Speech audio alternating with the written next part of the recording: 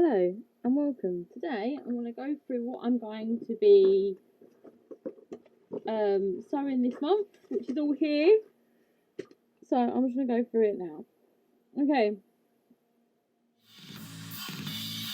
Some people dream of good things. Very few people stay awake and do them. So I'm going to be sowing tomatoes. I've got like a whole variety of them. Black Kim, purple calabash. I did those. I've done black Kims. Oh, my dog. Golden Nugget, Ox Heart, Bush Tiger. Like there's a whole host of them on there. And what I'm going to do is I grew Blue Beauties, Chocolate Stripe, and things like that last year. So this year I'm going to do Ox Heart probably, and a couple of the ones like Super Roma, and some of the black pears. Beefsteak, I did those last year as well. They were huge. And just do a nice variety. My favourite is the green zebra, but I like trying new ones each year. So that's like a really great pack I got, I think, from Amazon. Okay, and then I'm going to be doing this January King cabbage, which is like a beautiful green purple cabbage. I did this last year and I got a few of them that were really nice. I've got beetroot here, which is the Cylindia. It's a great longer beetroot, and it's great for things like salads because I really like slicing it into like really long batons, and fermenting, as that's what I use that for. And we do eat quite a lot of beetroot, especially in the winter. Right now, you say beetroot, and everyone's like, oh.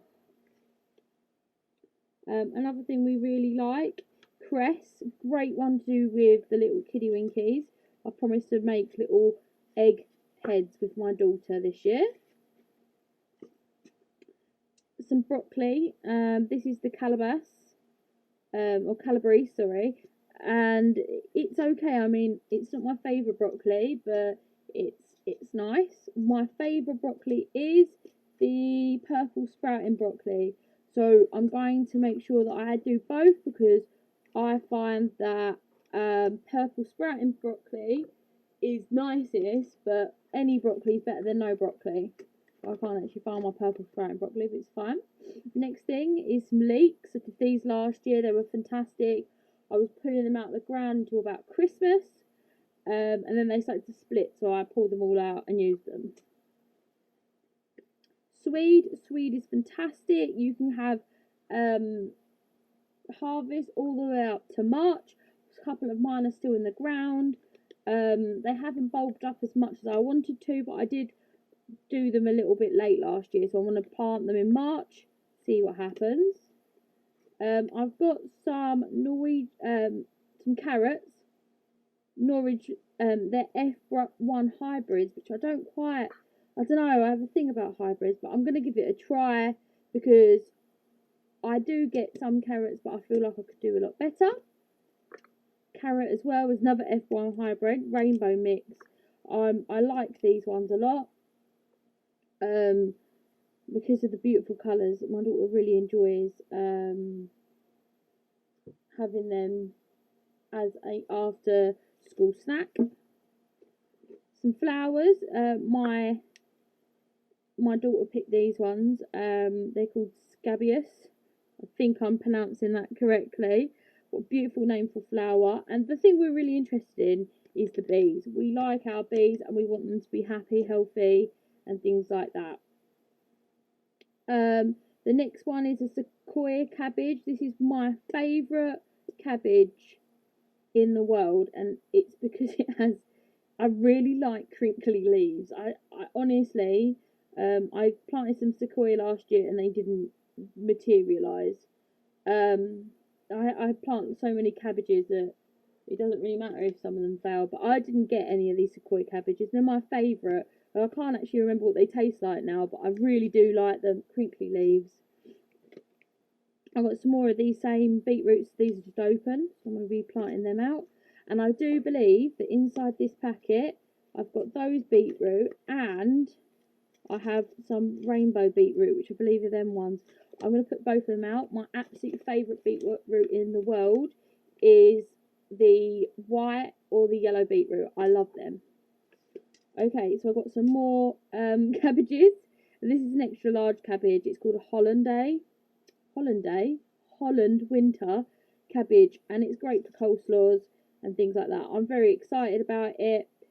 Get a November harvest. Great, store it in for winter. The next thing that helps me fill my hungry gap, I'll get more of a harvest now, is some broccoli, some microgreen leaf. So I've got quite a few microgreens I'm still doing. I've got my microgreen peas that I've had my first harvest off of, and I've got these, I think, over there, harvesting off nicely. I make just a mix with them, with the lettuce and everything like that, and they're great. Oh, back onto carrots. I've already done this at the same time. Got a few carrots, some of the covered carrots, which makes them a bit more easier to handle. So this is a blend of, I believe they're these Chantenay carrots mixed in with some rainbow carrots. They're alright. Got some more rainbow carrots here from Premier Seeds. And I think these are more rainbow carrots as well.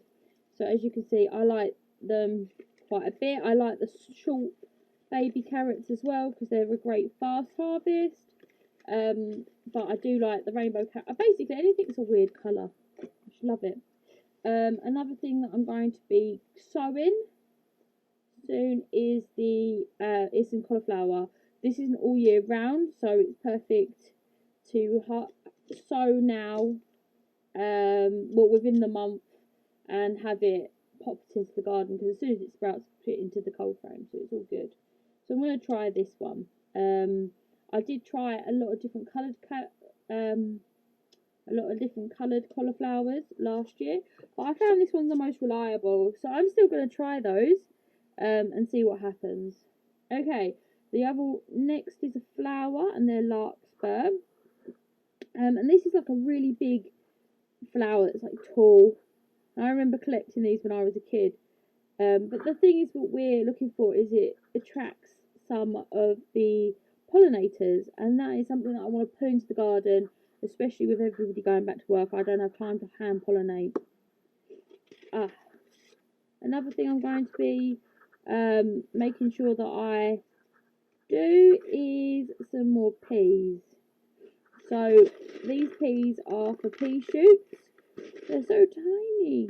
So yeah, they're for pea shoots. And what I'm going to do is I'll soak them and pop them in, and then use them, chop them off when they grow a little bit tall. You get a few harvests off of them, and they taste just like peas. My daughter is obsessed with these. If you have a small child, I don't think anyone has a small child like mine. If you have a small child, they really do like these. My one does, but my one eats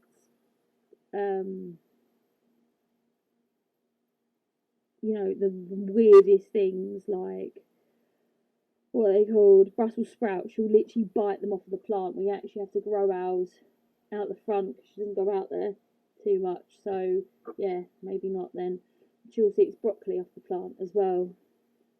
Okay, so next I have these red sunflowers, and the red sunflowers have a really cool history, and they are beautiful. I'm going to see if I can grab the picture of last year of my sunflower. Oh my god, it was. I'm not really that into flowers, believe it or not, but I see these and I thought, you know what, you're the most beautiful thing I've ever seen in my entire life. So I'm going to be planting these most probably this year. Of course, our plans might change, being in a global health crisis and stuff like that. But these are my basic plans that I'm going to be. These are really fantastic as well. If you have ducks or chickens, I grow a few of these just to supplement their meals. So I just basically wait until they go really hard, snap off the heads, and hit them with a rolling pin, and they all just smash up, and then I throw them into the duck's feed, and they love it, absolutely adore it. So yeah, and it's really beautiful. I'm going to grab that picture and we throw it up. The next thing I'm going to be trying is some saffron flowers. I've never grown saffron, and I heard that it's a little bit finicky to grow, and I thought I got these as a free gift when I bought loads of seeds like ages ago from I don't even remember where, and I got these as a free gift. So before I was like, oh, they're so finicky and things like that, and I didn't really have the warmth and things like that set up. But I'm going to try this year when I do my hydroponics. I'm going to pop them in a pot of soil next to hydroponics and see what happens. It should be nice and warm and everything they need in there for the peppers. So these should be okay. I'm quite excited about trying these, really. So I'm going to empty out my seedy seed tin and pop these in, because this is what I'm going to be sowing this month. Exciting times. Thanks for watching.